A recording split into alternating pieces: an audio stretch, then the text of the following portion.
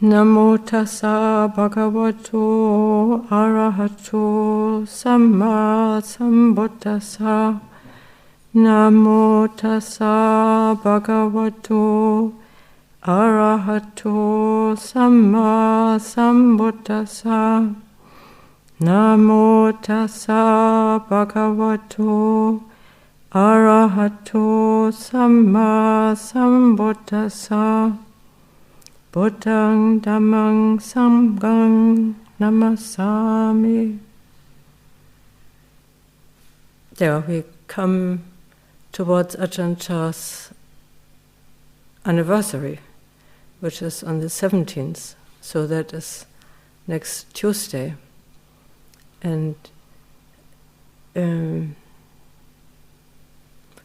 Chah has already last Tuesday read out 2 talks from Ajahn Chah, and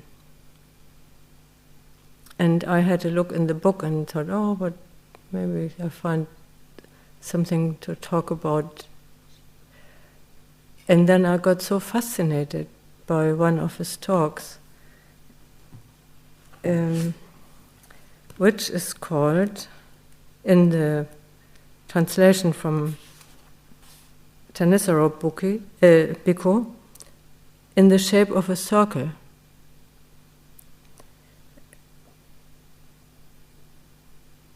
And the talk was given to a visiting monk who was getting discouraged in his practice.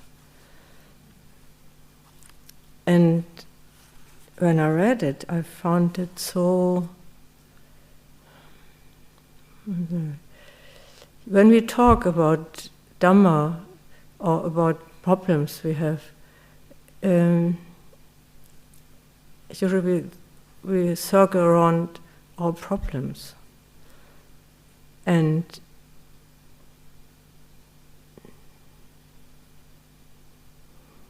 when I read how Ajahn Chah is actually addressing the ways we are thinking, I thought, this is just peeling off our layers of stories and views and opinions and everything. So how can I give a talk about that? And then I said, okay, I'm just reading the talk. I will not read the whole talk, but it's long. But it's one of these talks where he gives a lot of examples and then, shortly comments on, how we usually respond and miss the Dhamma and miss the benefit of the Dhamma. So I must say I would appreciate a bit more light that I can see what I want to read. Thank you, that's good.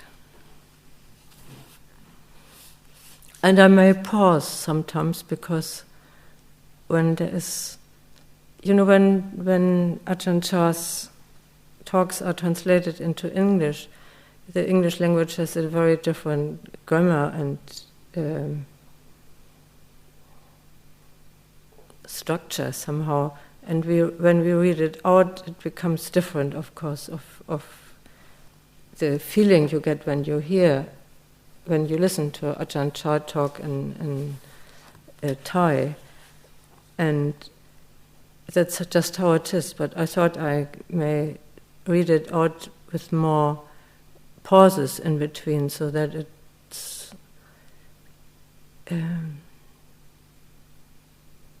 let's see.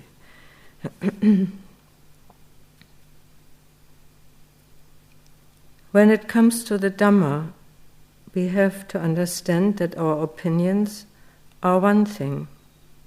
The Dhamma is something else. As for the practice, start out by establishing your powers of endurance and then contemplate. Contemplate your activities, your comings and goings. Contemplate what you are up to, what arises. The Buddha has us know all around. What arises, the Buddha has us know all around. Whatever direction things come in from, he has us know all around. If we know all around, whatever comes at us from this way, we see it. Whatever comes at us from that way, we see it. Right we know, wrong we know, happy we know, glad we know. We know all around. But our minds, when they contemplate, aren't yet all around. We know just this side, but leave that side wide open. It's like putting a fence around a field or a house, but it doesn't go all around. If we put it up just on this side, thieves will come in that side, the side that the fence hasn't gone around. Why is that? We haven't closed the gate. Our fence isn't yet all around. It's normal that they'll have to come through that opening. So we contemplate again, adding more fence, closing things off continually. Putting up a fence means establishing mindfulness and always being alert. If we do this, the Dhamma won't go anywhere else. It'll come right here, good and bad. The Dhamma would see and would know will arise right here. The Dhamma we should see and know will arise right here. As for whatever we don't need to know, we let it go for the time being. We don't waste our time with the logs we aren't yet strong enough to lift. Wait until we have a tractor or a 10-wheel truck before trying to move them. Focus on the time being, on the things you can lift. Keep at it, using your powers of endurance bit by bit. If you stick with this steadily, your happy moods and sad moods, your desirable moods and undesirable moods will all come in right there. That's when you get to watch them. Your moods and preoccupations are one thing. The mind is something else. There are two different kinds of things. Usually when a mood hits, one that we like, we go running after it. If it's one we don't like, we turn our backs on it. When this is the case, we don't see our own mind. We just keep running after our moods. The mood is the mood, the mind is the mind. You have to separate them out to see what the mind is like, what the mood is like.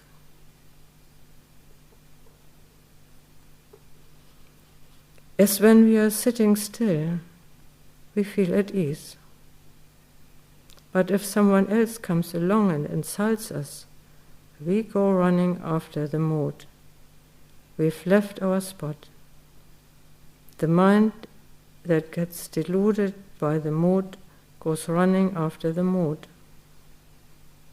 We become a moody person, a person who panders to his moods.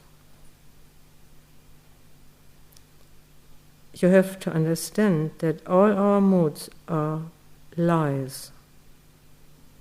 There's nothing true to them at all. They are far from the Buddha's teachings. all they can do is lie to us about everything, of every thought. The Buddha taught us to meditate, to see the truth of the world. The world is in our moods, our preoccupations. Our preoccupations are the world. If we aren't acquainted with the Dhamma, aren't acquainted with the mind, aren't acquainted with our preoccupations, we grab onto the mind and its preoccupations and get them all mixed up. Wow, my mind feels no ease. It's like you have many minds and you are all in a turmoil. Actually, that's not the case. You don't have many minds. You have many moods and preoccupations. We are not acquainted with our own mind, so we keep running after our preoccupations. If you sit meditating like that, things keep running along in that way. The Buddha taught us to look at things right there, right where they arise. When they arise, they don't stay, they disband. They disband and then they arise. When they arise, they disband. But we don't want them to be that way. When the mind is quiet, we want it to keep on being quiet. When we don't want it to get stirred up,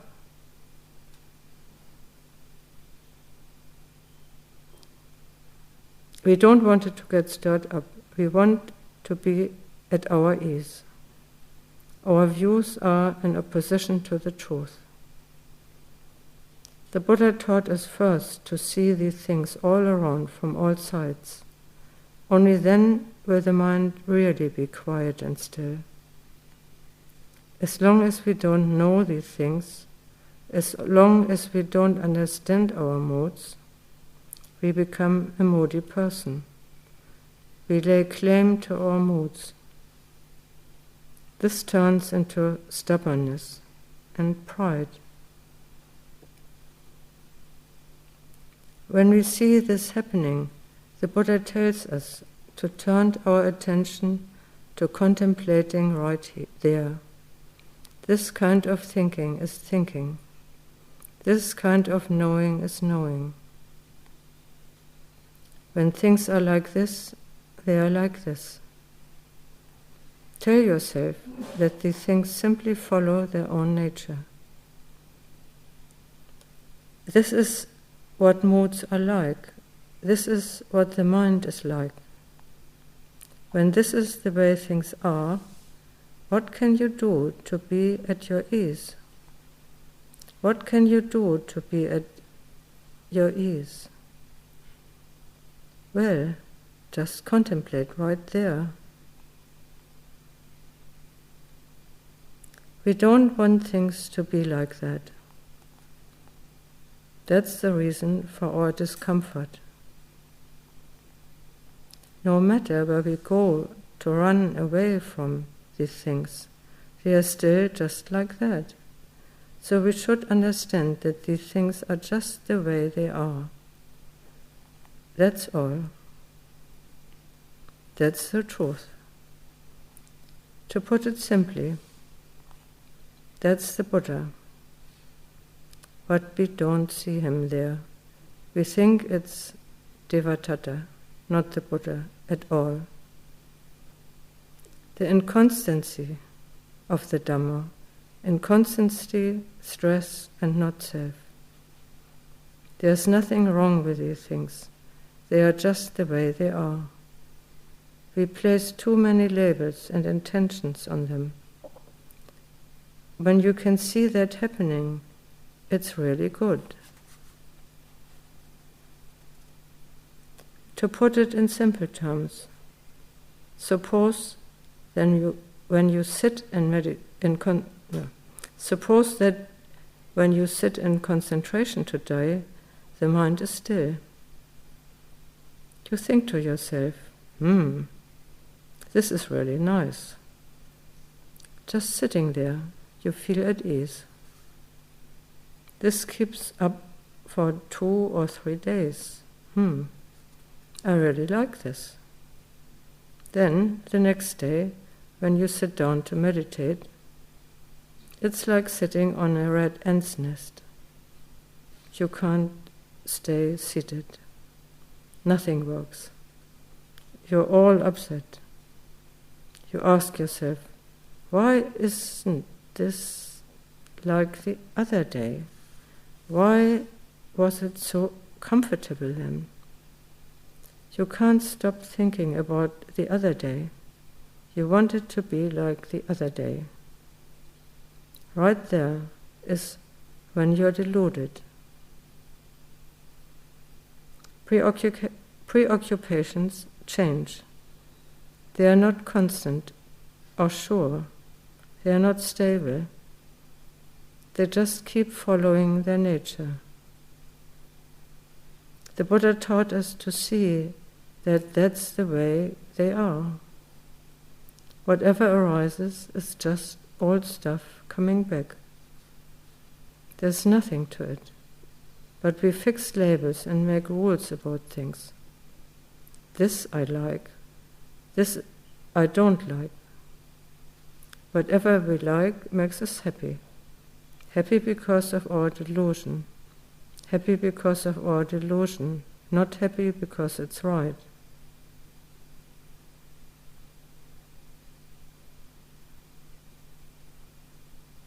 When the mind is quiet, the Buddha tells us not to be intoxicated by it. When it's distracted, he tells us not to be intoxicated by it. Things happen in all kinds of ways. There's addition, subtraction, multiplication, and division. That's how we can calculate numbers. But we want there to be just multiplication, so that we can have lots of everything. We want to do away with addition, do away with subtraction, do away with division, and our calculations will all be stupid. If we had nothing but multiplication, would we have any space to put everything? If that's how we think, we'll stay in a turmoil. The Buddha said that that sort of thinking has no discernment. Stillness of mind, tranquility, comes from being far away from preoccupations. If you don't hear much of anything, the mind settles down and is still. To get this kind of stillness, you have to go off into seclusion, to a place that's quiet and still. If you can get away from your preoccupations, not seeing this, not knowing about that, the mind can settle down. But that's like a disease. It's a disease like cancer. There's a swelling, but you don't yet hurt. It's not yet tormenting you. It doesn't yet hurt. So we seem to be well, as if there were no defilements in the mind. That's what the mind is like at times like that. As long as you stay there, it's quiet. But when it comes out to look at sights and hear sounds, that's the end of it. It's not at its ease anymore. How can you keep on staying alone like that so as not to see sights, hear sounds, smell, aromas, tastes, flavors? not touch tactile sensations. Where can you go? There's no place in the world like that at all. The Buddha wanted us to see sights, hear sounds, smell aromas, taste flavors, or touch tactile sensations. Hot, cold, hands, hard, soft. He wanted us to be acquainted with everything. He didn't want us to run away and hide. He wanted us to look, and when we've looked, to understand, oh, that's the way these things are. He told us to give rise to discernment. How do we give rise to discernment? The Buddha said that it's not hard if we keep at it. When distractions arise, oh, it's not for sure, it's inconstant. When the mind is still, don't say, oh, it's really nice and still. That too isn't for sure. If you don't believe me, give it a try. Suppose that you like a certain kind of food and you say, boy, do I really like this food. Try eating it every day. How many months could you keep it up? It won't be too long before you say, enough, I'm sick and tired of this. Understand? I'm really sick and tired of this. You're sick and tired of what you liked. We depend on change in order to live. So just acquaint yourself with the fact that it's not all inconstant. No. Just acquaint yourself with the fact that it's all inconstant. Pleasure isn't for sure, pain isn't for sure, happiness isn't for sure, stillness isn't for sure, distraction isn't for sure. Whatever, it all isn't for sure. Whatever arises, you should tell it, don't try to fool me. You are not for sure. That way, everything loses its value. If you can think in that way, it's really good. The things you don't like at all are not for sure. Everything that comes along isn't for sure.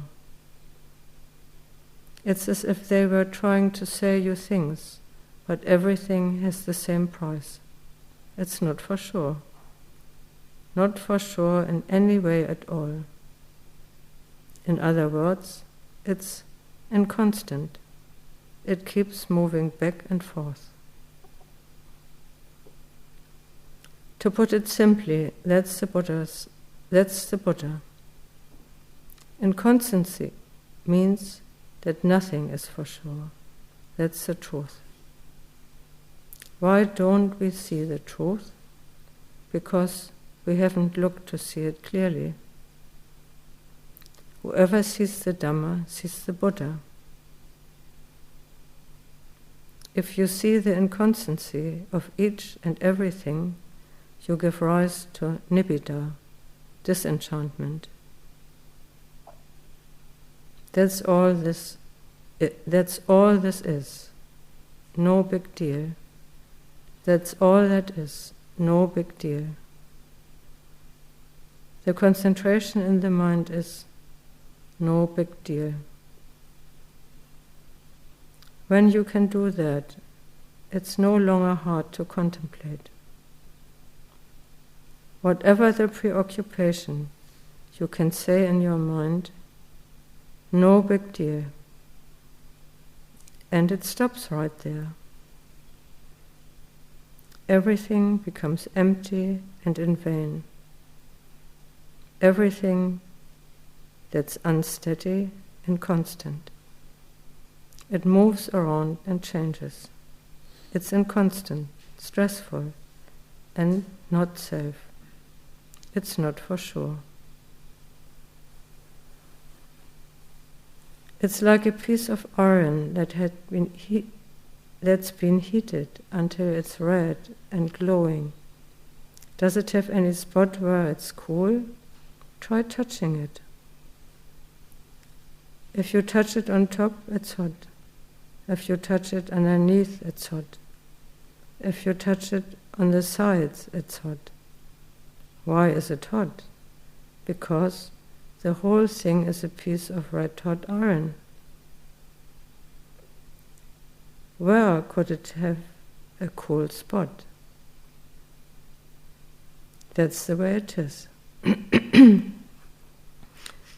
When that's the way it is, we don't have to go touching. We know it's hot. If you think that this is good, I really like it, don't give it your seal of guarantee. It's a red-hot piece of iron. Wherever you touch it, wherever you hold onto it, it'll immediately burn you in every way. So keep on contemplating. Whether you are standing or walking or whatever, when you are on the toilet or on your arms round, when you eat, don't make it a big deal. When the food comes out the other end, don't make it a big deal.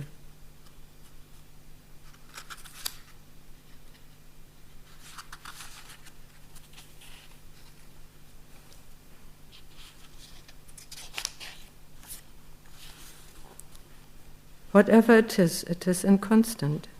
It's not for sure. It's not truthful in any way. It's like touching a red-hot piece of iron. You don't know where you can touch it because it's hot all over. So you just stop touching it. This is inconstant. That's inconstant.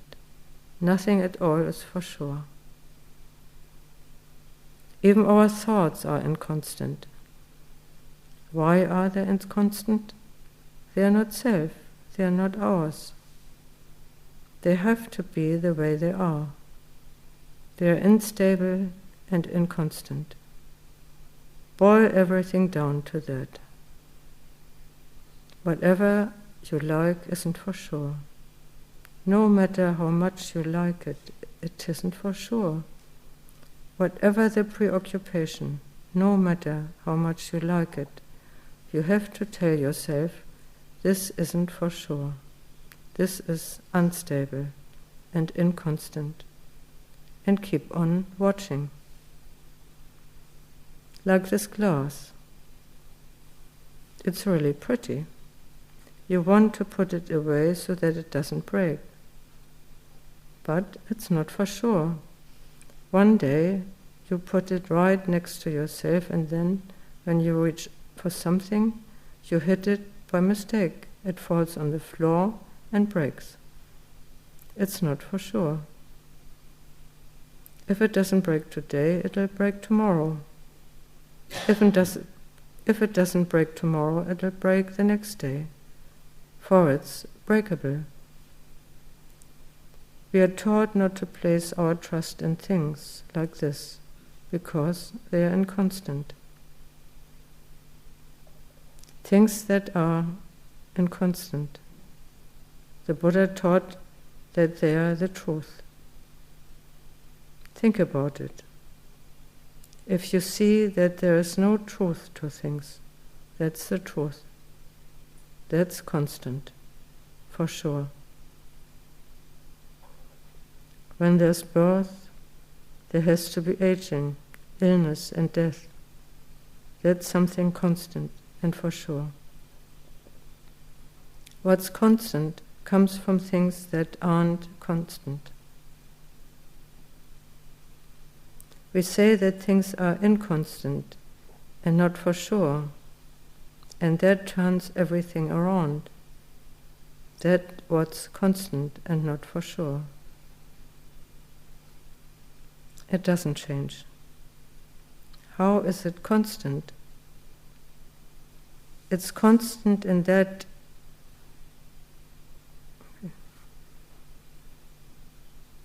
It's constant in that. That's the way things keep on being. Even if you try to get in the way, you don't have an effect. Things just keep on being that way. They arise and then they disband. Disband and then arise.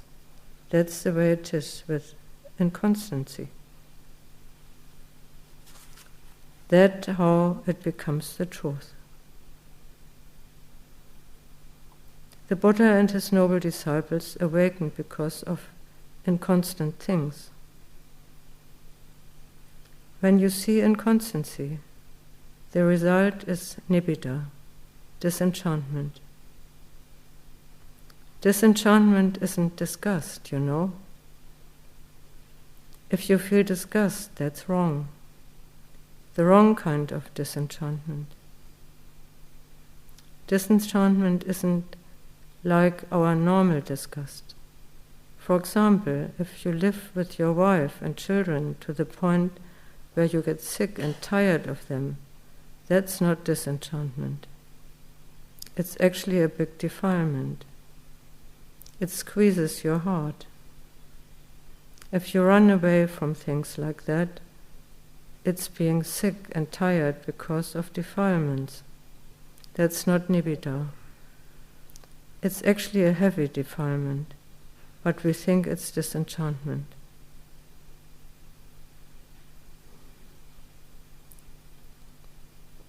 Suppose that you are kind to people. Whatever you have, you want to give to them. You sympathize with them.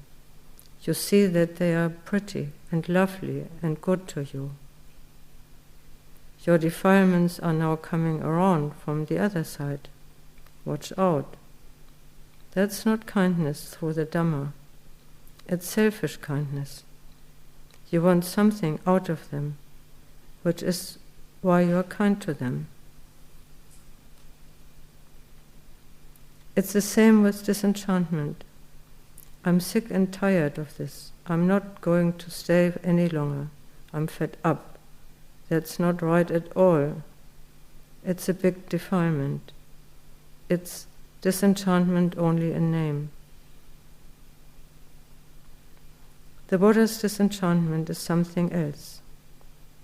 Leaving things alone, putting them down. You don't kill them, you don't beat them, you don't punish them, you are not nice to them.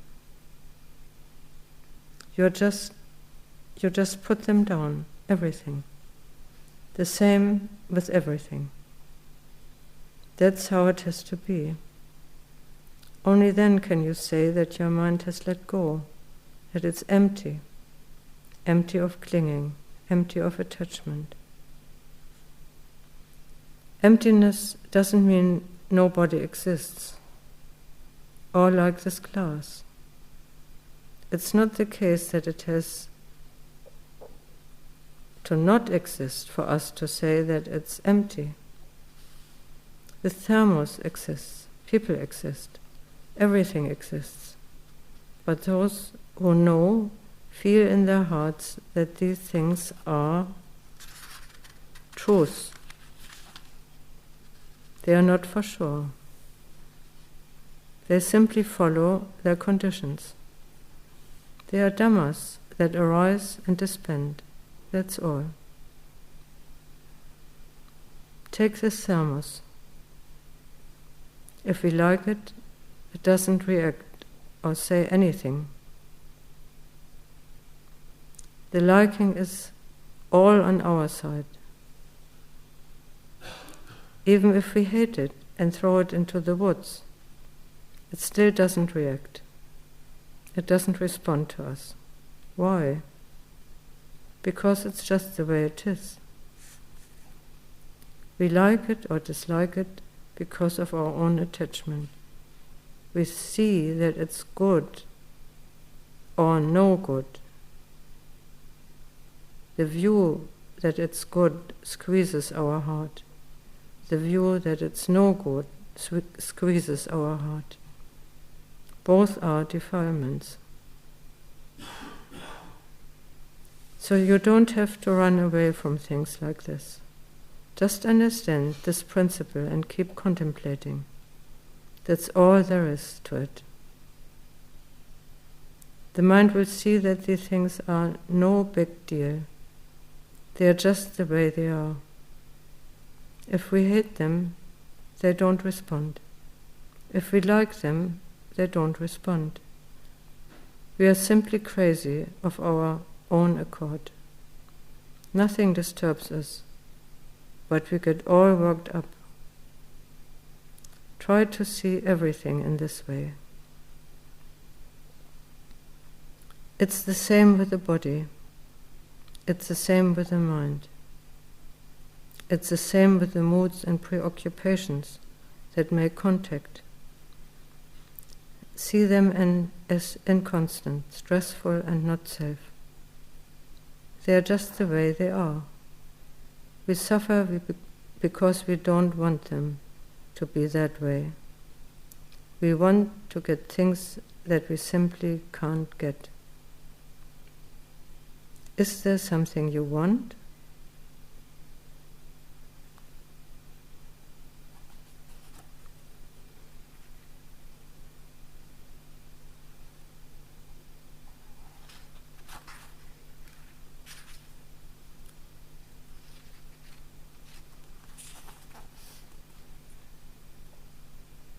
You don't have to look elsewhere. You don't have to read a lot of books. Watch your own mind. The basic principles lie right here. This way you can meditate without getting deluded. If people speak to you in a way that grates against your ears, that makes you mad, tell yourself, it's not for sure. It's inconstant.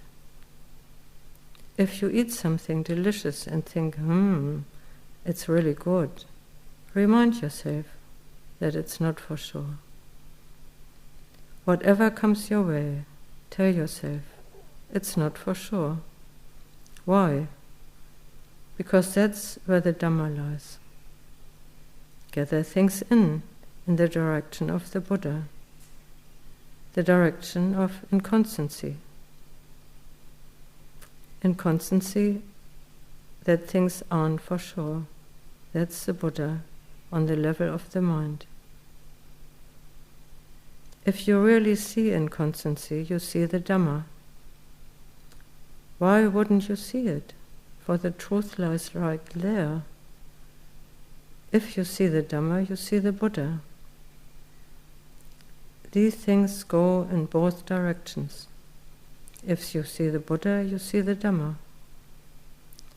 When you see in this way, you can live anywhere at all. When you sit, the Buddha is giving. No. When you see in this way, you can live anywhere at all. When you sit, the Buddha is giving you a sermon. When you lie down, he's giving you a sermon.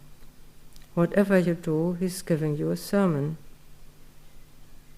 The Dhamma arises, and the Dhamma looks after those who practice it, so that they don't fall into the evil path. When the Dhamma is in charge, the mind is always aware of things. It knows that this is wrong, this is right, this is good, this is evil, this is suffering. This is the cause of suffering. This is the dispending of suffering. This is the practice that reaches the dispending of suffering. That's the path.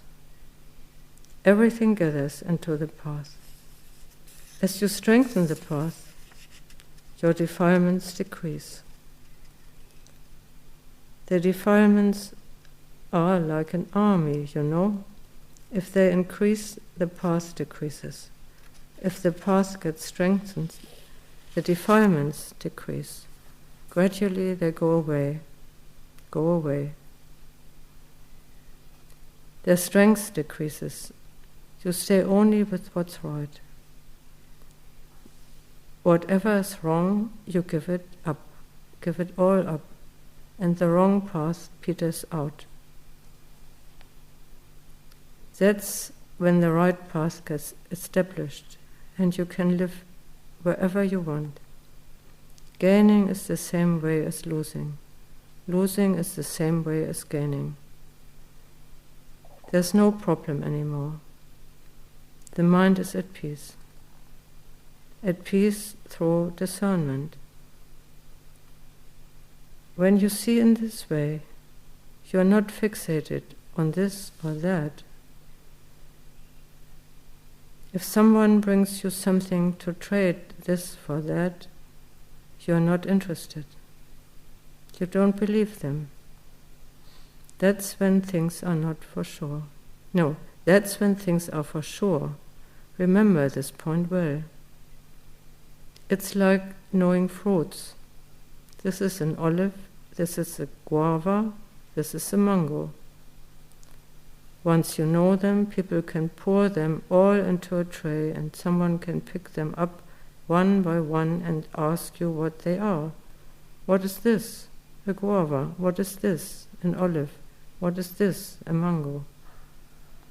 The person can keep doing this for 100 trays of fruit, 1,000 trays of fruit, and you won't be deceived by any of them. You see a mango as a mango, a guava as a guava.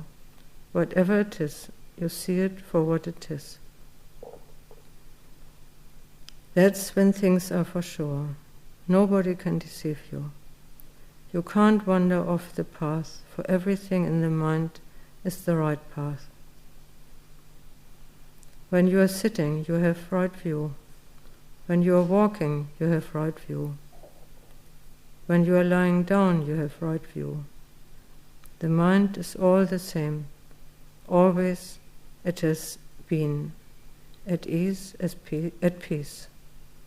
These sorts of things are hard to describe. Pleasure isn't the highest level of Dhamma. It's peace because it's no longer disturbed by pleasure or pain. It's empty. It stays unfixated, unattached. Wherever you go, it keeps staying that way. For instance, if somebody's mood comes to hit you, you know, Venerable Father, you're just like a dog. You stay at your ease. Once you're sure of yourself, that's the way it is. But if they call you a dog and you really become a dog, biting them, that shows you are not sure of yourself. You are not for sure. Once you are for sure, you are not anything. Why want you to be anything? Why would you want to be anything? Venerable Father see, Venerable Father saw, Venerable Father ma. It's not the case that you've had these names all along. They were given to you, not at all that long ago. Like that 8 precept man over there. Where did he come from? Was he born with a label affixed to him? His parents gave him a name just a little while ago. They call you a person. What's there to get so happy about? If you call you a dog, what's there to get so upset about? Isn't that a sign you're already in a sad shape? So we keep on contemplating, keep on looking, until we keep on getting it right. Getting it right. You get it right while you're sitting down, right while you're lying down. Whatever you do, it's right. It keeps on staying right.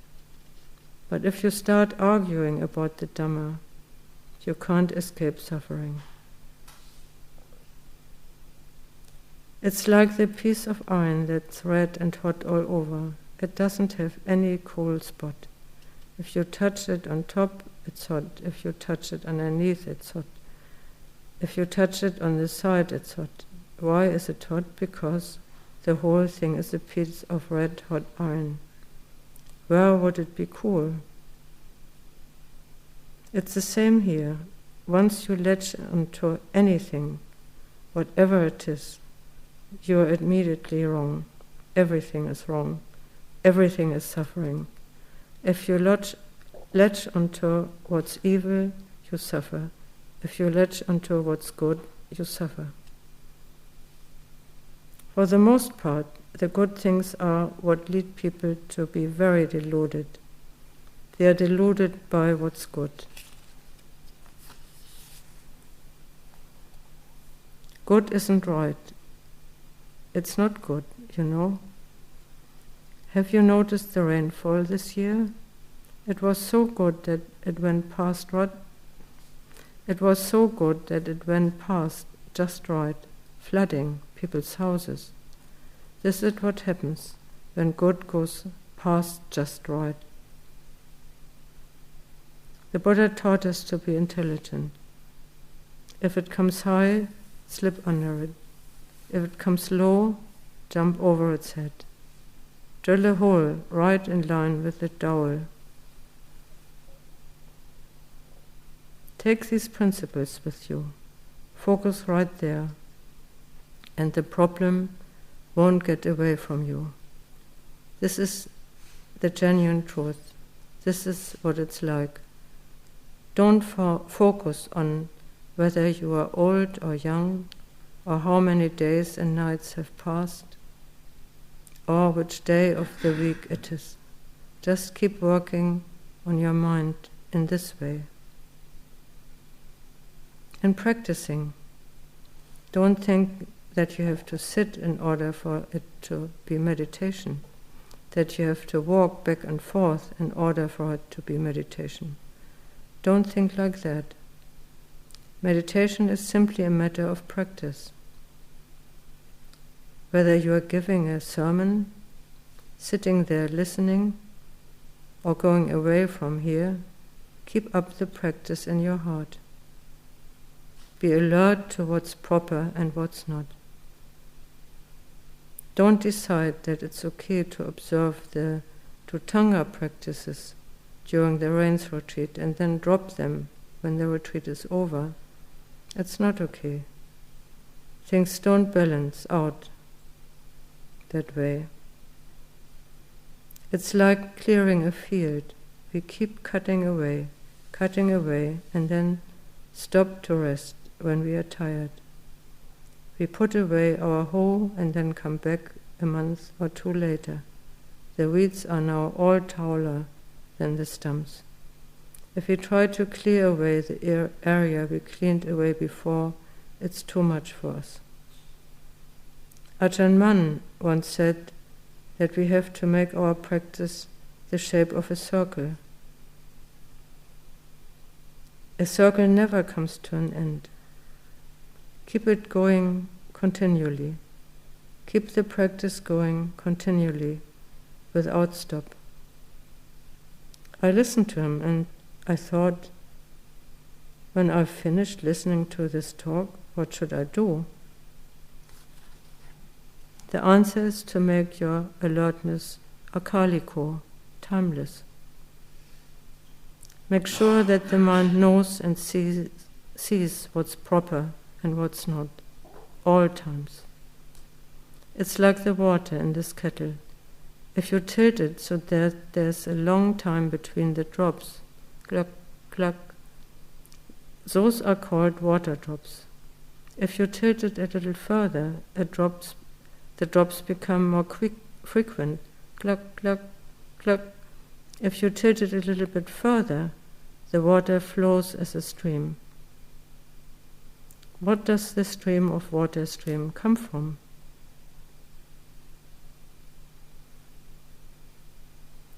It comes from the drops of water. If they are not continuous, they are called drops of water. The water here is like your awareness. If you accelerate your efforts, if your awareness is continuous, your mindfulness will become full, both by day and by night. It will keep staying full like that. It becomes a stream of water. As we are taught, the noble ones have continuous mindfulness.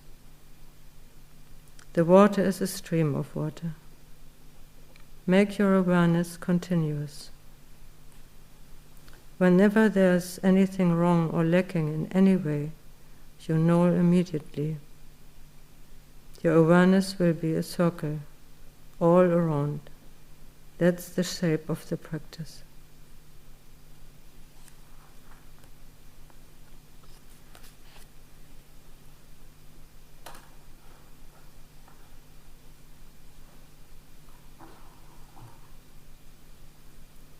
That was long.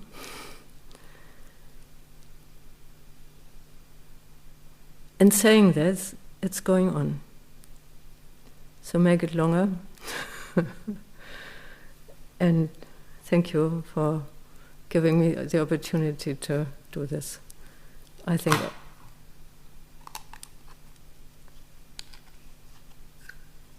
I better stop. And I don't stop.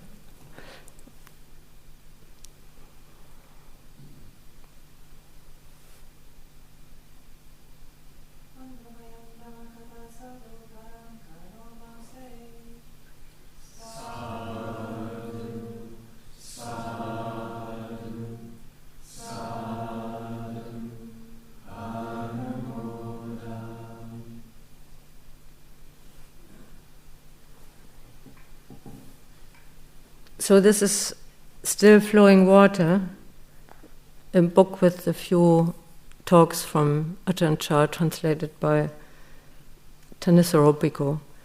And I guess the talk is also in other volumes, and if you're interested, you don't necessarily need this book. Maybe there are not so many copies, but you can find out. I think I could read it a few times more.